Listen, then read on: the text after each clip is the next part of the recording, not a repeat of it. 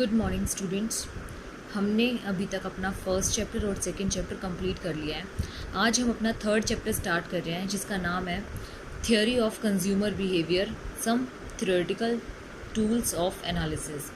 हिंदी में जिसका नाम है उपभोक्ता के व्यवहार का सिद्धांत और विश्लेषण संबंधी कुछ सिद्धांतिक उपकरण। ये हमारे चैप्टर का नाम है। इसके अंदर हम क्या डिस्कस करेंगे? इसके अंदर हम अपनी उपभोक्ता के व्यवहार को डिस्कस करेंगे कि उपभोक्ता का जो व्यवहार है वो कैसे होता है, वो कैसे कैसे चेंज हो सकता है, कैसे कैसे चेंज नहीं हो सकता है, वो सब कुछ डिस्कस करेंगे। उपभोक्ता एक बजट बनाता है अपना, ये सब कुछ उदासीन वक्र के बारे में डिस्कस करेंगे, ये सब कुछ डिस्कस करेंगे। तो फर्स्ट टॉपिक आता है हमारा consumer behaviour, lesson number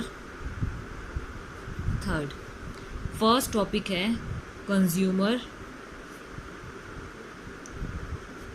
behaviour.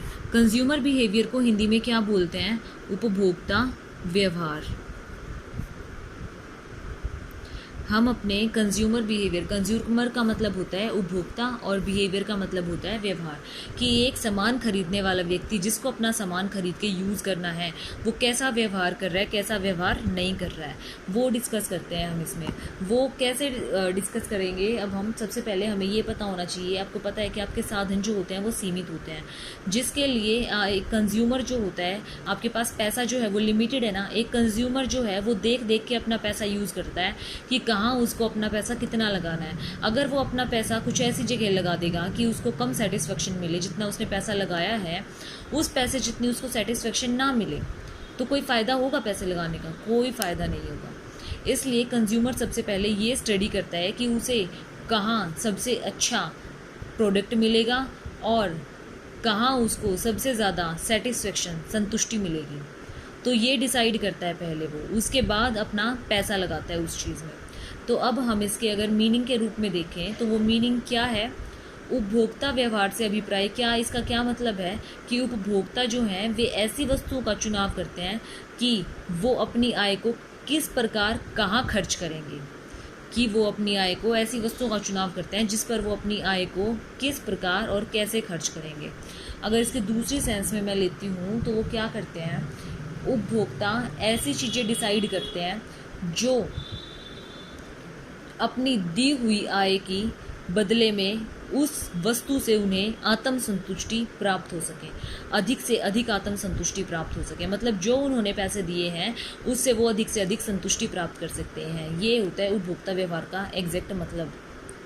अब अगला टॉपिक आता है आपका कंज्यूमर बजट।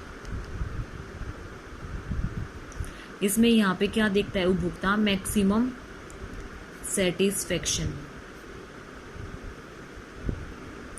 हिंदी में बोलें तो अधिकतम संतुष्टि। इसके अंदर आपको क्या लिखना है? सिर्फ इसका मीनिंग लिखना है और कुछ भी नहीं लिखना है। अगला टॉपिक आता है आपके पास कंज्यूमर बजट का टॉपिक। कंज्यूमर बजट का मतलब क्या होता है? आपको बजट का तो पता ही होगा क्या होता है। जब हम कोई एक पर्टिकुलर चीज़ का बजट डिसाइड कर लेते हैं कि हमें नहीं, इस चीज़ में हमें इतना पैसा ही लगाना है, तो वो होता है हमारा बजट। जैसे सपोज करो कि आपके घर में आपके पापा कमाने वाले हैं, तो आपके पापा आपकी मम्मी को क्या दे रहे हैं? एक घर का महीने का खर्चे के लिए पैसे दे रहे हैं। तो आपकी मम्मी बजट बना के चलती है ना कि इतने पैसे यहाँ लगाने हैं, इतने पैसे यहाँ लगाने हैं। तो अगर उन सब्जियों के प्राइसेस में या किसी भी चीज़ के प्राइसेस में थोड़ा सा भी ऊपर नीचे हो जाता है तो आपका बजट क्या हो जाता है? खराब हो जाता है। इसीलिए सबसे पहले क्या करता है उपभोक्ता? बजट बनाकर चलता है कि उसे किस टाइप की कैसी वस्तुएं कितनी खरीदनी है।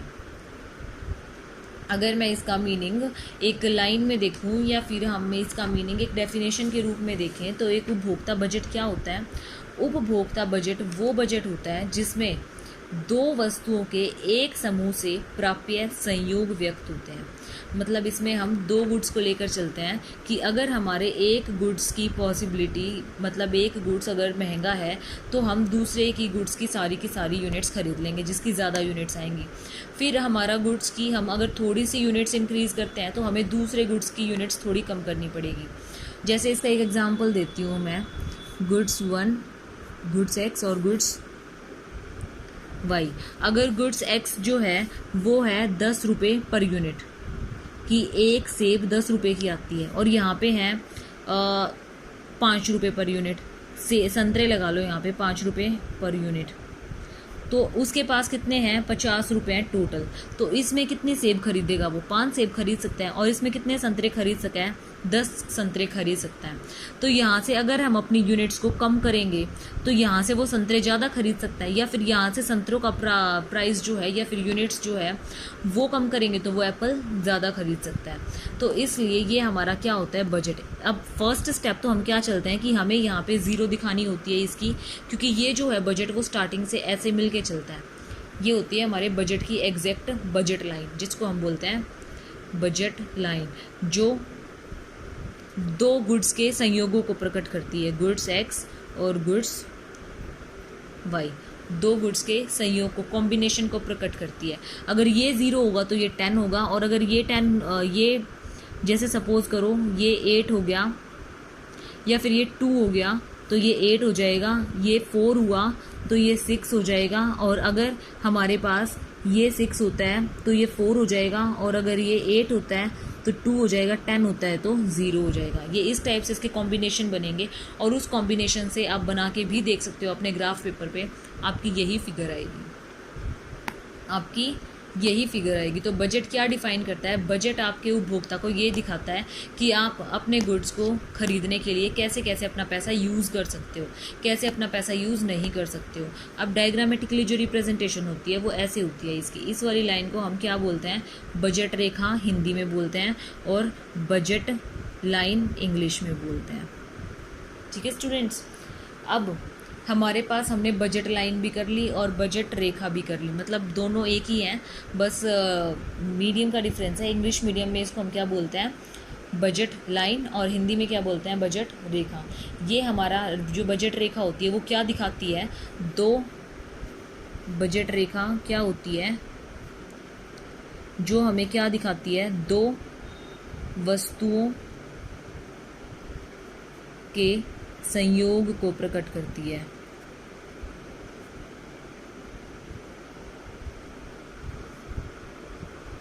बजट रेखा दो वस्तुओं के संयोग को प्रकट करती है। अब हमारे पास अगला टॉपिक आता है प्राप्य अथवा अप्राप्य संयोग। प्राप्य और अप्राप्य संयोग कौन से होते हैं? प्राप्य संयोग होते हैं जिनको हमने ये बजट लाइन बना दी, प्राप्य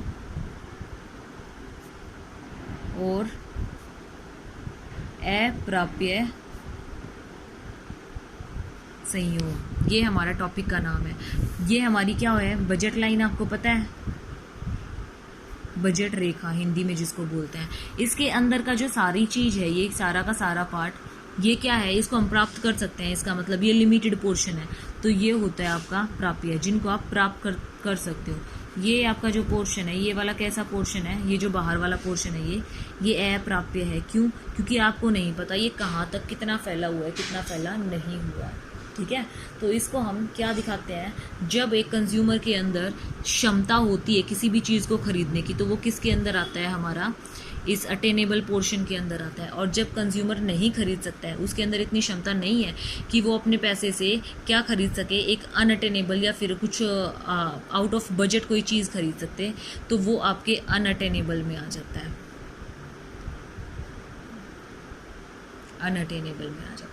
तो ये था आपका अटेनेबल और अनअटेनेबल। उसके बाद आपके पास नेक्स्ट टॉपिक आता है प्रेफरेंस ऑफ कंज्यूमर, कि कंज्यूमर किसको प्रेफर करता है सबसे ज़्यादा। कंज्यूमर किसको सबसे ज़्यादा प्रेफर करेगा? सपोज करो आपके पास, हमारे पास एक कॉम्बिनेशंस होते हैं, जैसे एक गुड्स है आपके पास गुड्स एक्स और एक है गुड्स वाई। गुड्स एक्स की आपके पास एक यूनिट है और उसके बदले ही गुड्स वाई की आपको कितनी यूनिट्स मिलेंगी? अगर आप इसका त्याग करोगे तो 10 यूनिट मिलेंगी। अगर आप इसकी 2 यूनिट खरीदते हो तो आपको इसकी 7 यूनिट मिलेंगी, क्योंकि बाकी का पैसा आपका इसमें चला जाएगा।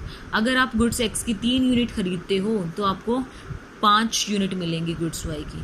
अगर आप गुड्स एक्स की 4 यूनिट खरीदते हो तो फिर यहाँ पे क्या हो जाएगा, 4 यूनिट ही बचेंगी। इसका मतलब क्या है, ये कौन से लॉ में लागू हो रही है आपकी जो ये गुड्स हैं, ये डिमिनिशिंग लॉ में लागू हो रहे हैं। यहाँ से आपकी जो यूनिट्स हैं वो घट रही है ना, कौन से लॉ से घट रही है, घटते क्रम से घट रही है।